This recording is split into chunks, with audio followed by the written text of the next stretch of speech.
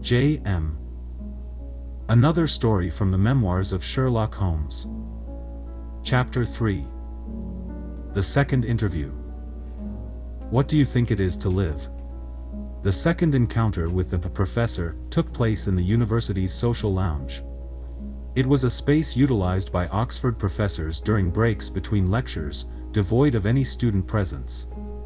Seated across from each other with a small table between us, the professor lounged on the sofa, legs crossed, occasionally bringing his pipe to his lips and exhaling contemplative purple smoke.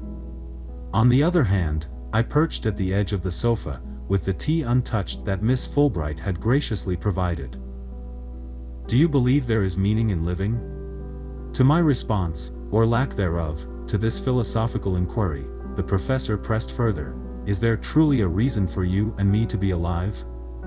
Perhaps finding that is what living is all about, I finally offered, to which the professor nodded. Indeed. While it may seem a remarkably simple and juvenile thought, some find purpose in wealth or power. Money merely serves as a tool for navigating the world, and power is inevitably usurped by the next generation. The fate of those in power is generally pitiable. Pursuing either as the purpose of life is empty. So, how do you perceive the meaning of your own life? Is there meaning to be found there? I don't know. Honestly, I've never really thought about it. Then, think. What is the purpose of your existence? With a slightly assertive tone, the professor settled both hands on the sofa's armrest, awaiting my response. What is the purpose of living?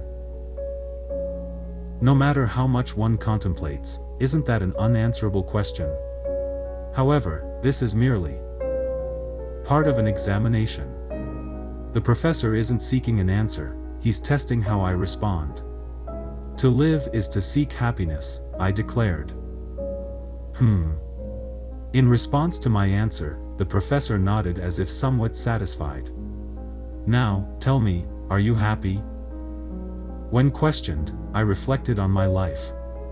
My father, an esteemed gentleman inheriting the title and estate of the Garrett family, with a long-standing tradition. My mother, from a reputable family, once hailed as a beauty in high society. As their child, alongside an elder sister, I was carefully raised. While not an exemplary student, my life at boarding school was going reasonably well. Yes, I consider myself fortunate. Fortunate, you say. A fitting expression. But being fortunate doesn't guarantee happiness. Is your life truly fulfilling? Ask this, I couldn't help but shake my head.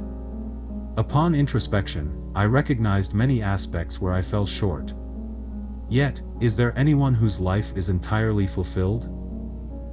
When basic needs for food, clothing, and shelter are satisfied, most people consider themselves happy. However, that's not much different from monkeys. Monkeys again. Does the professor want to discuss that evolution topic again? However, didn't he deny Darwin's hypothesis in the previous meeting? You asserted that humans are different from monkeys. Reading the skepticism on my face, the professor spoke.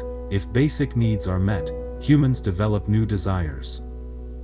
Desire for knowledge. I hesitated for a moment before answering. A good answer. However, that could be considered a higher-level desire. Typically, humans might think this way: they want to surpass others, to stand above them, in academics or work. They want to lead a fruitful and prosperous life, even if slightly superior to others. Regardless of the societal stratum, people's thoughts aren't vastly different. Humans are creatures desiring more than what they need. Thus, competition and friction arise in human society. Wars, for instance, are the epitome of foolish acts spawned by human desires.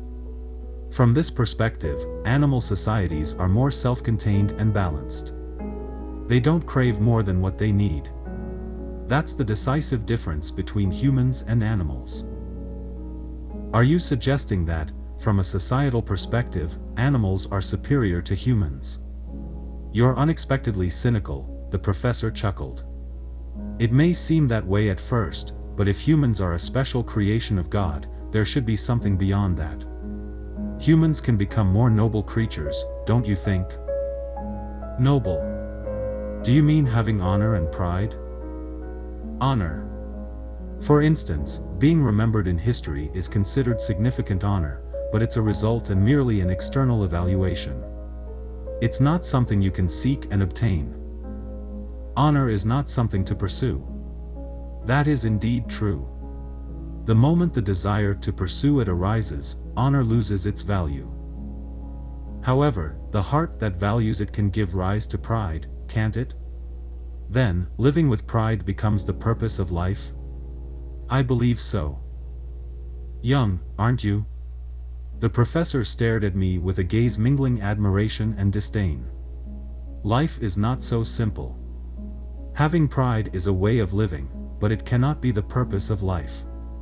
Purpose is about seeking something. Is it related to human desires? Indeed.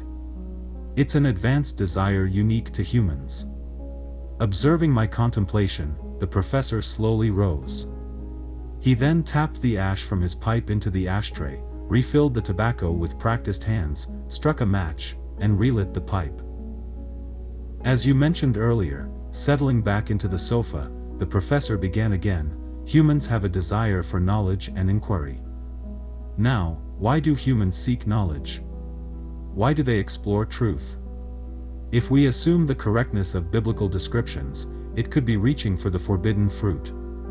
No, perhaps it's because humans cannot refrain from seeking knowledge after tasting the forbidden fruit. By unraveling the truths of this world, can humans become gods? The Bible also has the story of the Tower of Babel. Exactly. The professor clapped his hands with a resounding sound. Other professors chatting in the lounge cast curious glances our way. Unperturbed, the professor continued. Once, humans desired to reach the heavens and constructed a colossal tower. Their actions incurred the wrath of God, the tower was destroyed, and humans became unable to understand each other's spoken language. It is a truly suggestive tale, aligning with the description of the Garden of Eden. God does not permit humans to acquire knowledge or approach Him. You mentioned that the purpose of human life is to seek happiness. However, even if we unravel the truths of this world, humans will not find happiness. On the contrary, knowledge becomes the source of human destruction. Long ago, humans already knew this truth. Are you suggesting that humans would be happier not knowing anything? Exactly. Like Adam and Eve, who lived in paradise. But did Adam and Eve have a purpose in life? As in our initial meeting, the professor and I found our thoughts synchronizing. I couldn't suppress a shiver that surged from the depths of my being. Good.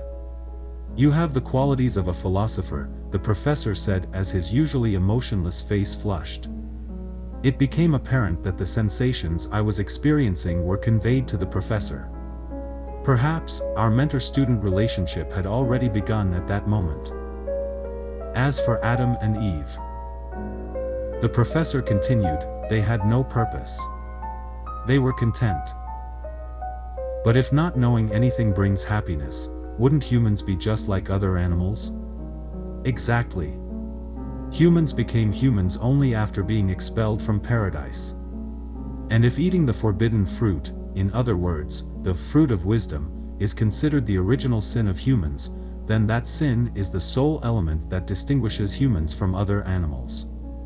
Therefore, the professor paused and continued, seeking knowledge is the essence of being human, and humans bear that sin from birth. Even if it is a sin, humans cannot help but seek the truth. Don't you agree? But isn't that an act against the will of God? That's what is written in the Bible. The professor nodded. To return to paradise, one must atone for their sins. If seeking knowledge and unraveling the truth cannot be redemption, wouldn't it mean that humans are misunderstanding their purpose? But if that is the essence of being human, humans cannot return to the Garden of Eden. As long as humans exist as humans, they will never lay eyes on paradise again. Or is there an error, in the first place, in assuming that humans stood as humans due to the original sin? It's delightful how our discussion has become so enjoyable. Now, let's think about the essence of God. That's a realm we shouldn't delve into. I suddenly felt my enthusiasm wane. Beyond discussions with the professor, there inevitably lurked disrespect towards God. Why not? Seeing my reaction, the professor added, "You want to say that God is evil?" Reluctantly, I responded, "Not exactly." The professor said, "God possesses both good and evil aspects, according to the Bible. And I believe knowledge belongs to the evil side of God. Indeed, looked at that way, the biblical description of knowledge-seeking being a sin aligns. But isn't that blasphemy against God?" "Your anger is justified," the professor said, observing the expression on my face. "Many people living in this 19th century would resonate with your sentiments. However, humans, as creatures, tend to avert their eyes from things they don't want to see or know. What's needed is a calm, unflinching gaze toward the truth and the courage to face it. Without that, humans cannot progress to the next stage." "The next stage?" I asked. "Becoming a higher being," the professor answered. "Are you saying humans will become gods?" I'm not so presumptuous. It would be more accurate to say drawing closer to God. God may be much more distant than we imagine. But even so, God would not allow that. I countered, unsure whether I was defending God or fearing stepping into the next phase of the discussion. "Well then, ask God for forgiveness and discard the knowledge you've acquired. Living in paradise as ignorant beings might be the path to human happiness. Perhaps, that is how humans should be. Repent for one's actions, seek forgiveness from God, the only path revealed to humans. Humanity cannot turn back now." It seemed the professor had no trouble understanding my thoughts. "What do you mean?" "Even if we must swallow evil, humans have no choice but to move forward." The evil the professor spoke of was not inherent human evil but evil as a part of God. I understood that. I could not accept it, but on the other hand, I felt intensely drawn into what the professor envisioned for this world and what kind of person he aimed to become. The professor, who categorically condemned knowledge itself as evil, harbored the potential to become a leader of unspeakable malevolence within human society. It was a terrifying thought. Yet, I felt irresistibly pulled toward it, regardless of my attempts to resist.